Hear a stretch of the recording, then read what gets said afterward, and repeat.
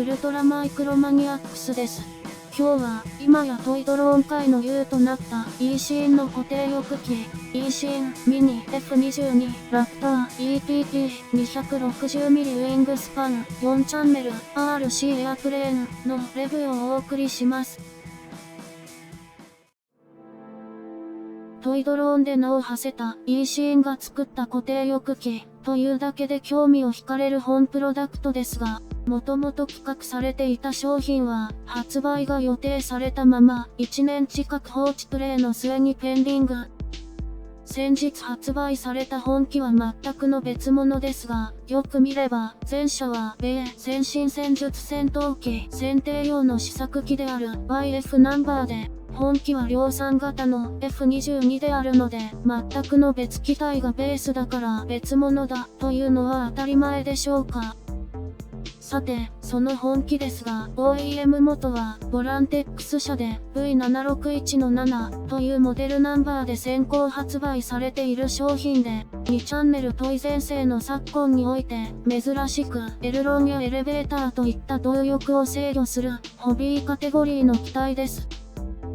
この機体の面白いところは、機体最後尾にプロペラを配する珍しい単発機だということ。機体後部にプロペラを持つプッシャー機といえば、エンテ翼機である太平洋戦争末期に開発された神殿や、米 XP55 といった機体が思い浮かびますが、表部隊で活躍することは全くできず、試験機止まりでした。高効率と高速性能といった利点よりも離着陸が難しく、艦載機や S トール機に発展できないなどのデメリットが大きかったことに加え、航空機のジェット化の大波に押され、進化することなく消えていきました。さて、本機は、そんなエンテプッシャーとは違い、モデルベースをジェット戦闘機とする RC ではあるのですが、実機に存在したデメリットのいくつかを受け継いでしまっています。これについては、飛行テストで紹介いたします。さて、モデリングですが、ベースとなったのは、言わずと知れた、米軍の第5世代戦闘機 F22 ラプター。ベクターノズルこそ、プロペラに置換されたことでバッサリと削られていますが、主翼後円の前進角が他社モデルよりも正確なスケーリングで、複雑な六角形デルタ翼をよく再現しています。後対翼の後円を前進させてしまうと、翼端失速しやすいなど、弊害が大きいので避けたいと設計者なら思うものですが、安定性のモディファイよりもスケールの正確性を意識した本機、飛行性能が気になるところですね。さて、カラーリングですが、RAM 電波吸収塗料の基調色であるグレー濃淡2色の精空迷彩カラー。迷彩とは言っても、実機はステルス性維持のため、ミクロン単位で均一化された塗膜圧を全自動塗装で実現しているため、簡単な2色塗り分けパターンのみ、機体番号や米国の星型国籍マークも同様にグレーで再現しています。スペック。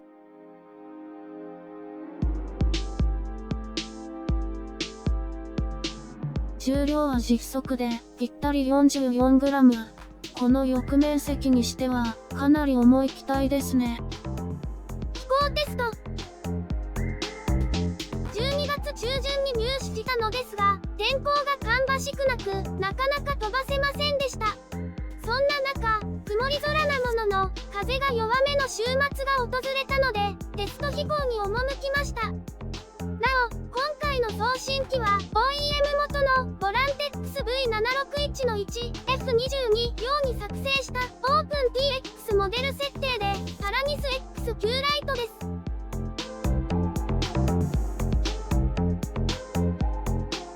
では、滑走離陸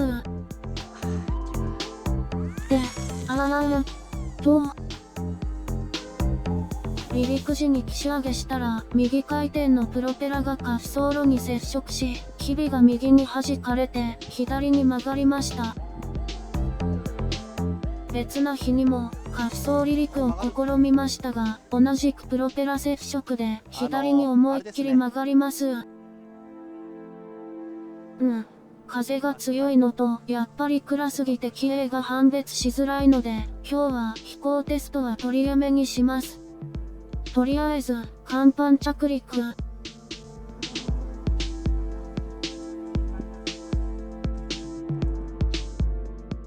テスト2回目。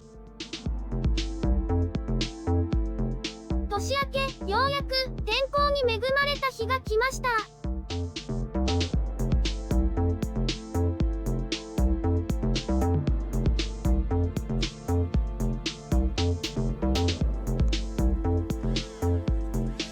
手投げで離陸。ただし、手投げは注意点があります。スロットルオフ時、スティックを倒しっぱなしにすると、舵が残る不思議な仕様なのですが、要注意なのは、手投げ離陸の瞬間で、舵残りのせいで機体がねじれ、巻き込み墜落を期す、という可能性があるので、静止状態で舵を何度か切り直し、動力がつらい位置になってから、手投げを行いましょう。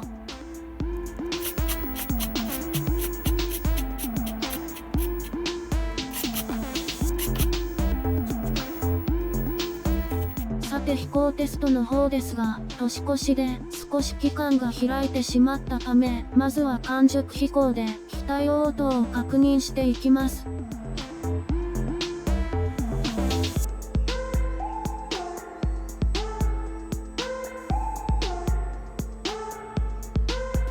では、早速、ループから。おーっと、ねじれちゃいましたが、パワーは十分です。もう一度やってみます。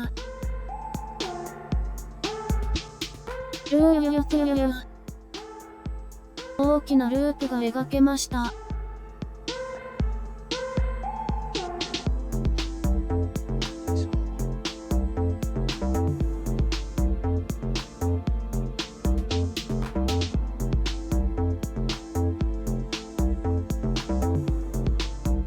とにかくパワーがあるので、上昇中に推力不足で失速めくれを起こしません。良い感じです。低速飛行も試してみましょう。もう少しスロットルを絞れそうなんですが、再度失速限界域でローパスを試みます。失速の兆候がつかめなくて、なんだか怖いです。とはいえ、スロットルを上げれば、一気に最高速まで加速でき、舵も抜群に効いてくれるので、不安は大きくありません。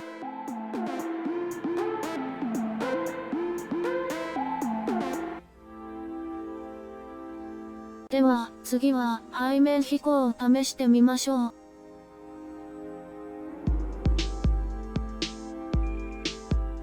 背面飛行。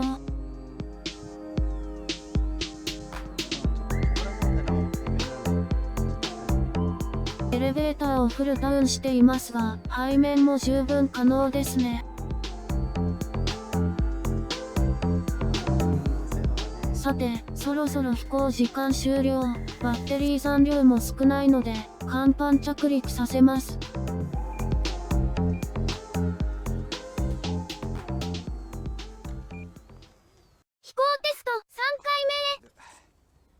ここからは完全に自由飛行です。別の日に収録しています。おっと、エルロンが右に切れとる。舵を何度も切り直して、動力をつらい位置に修正中。それでも投げた瞬間、毎度左にねじれるのは、プロペラの反転トルクのせいかもしれませんね。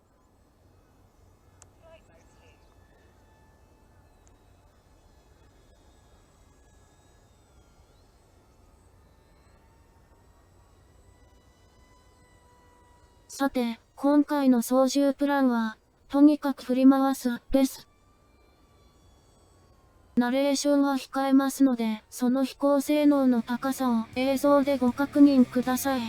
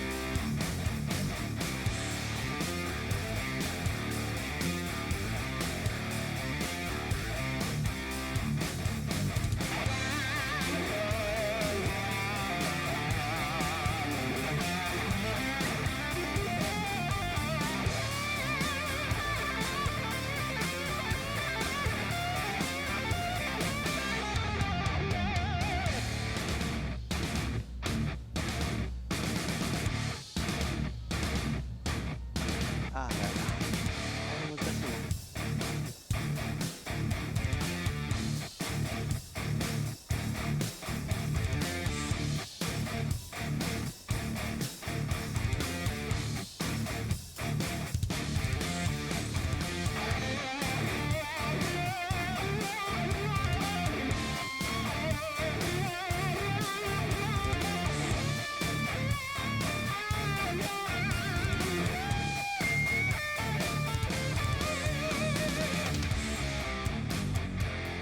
おっとっとっとっとっとっとっとっとっとっとっとっ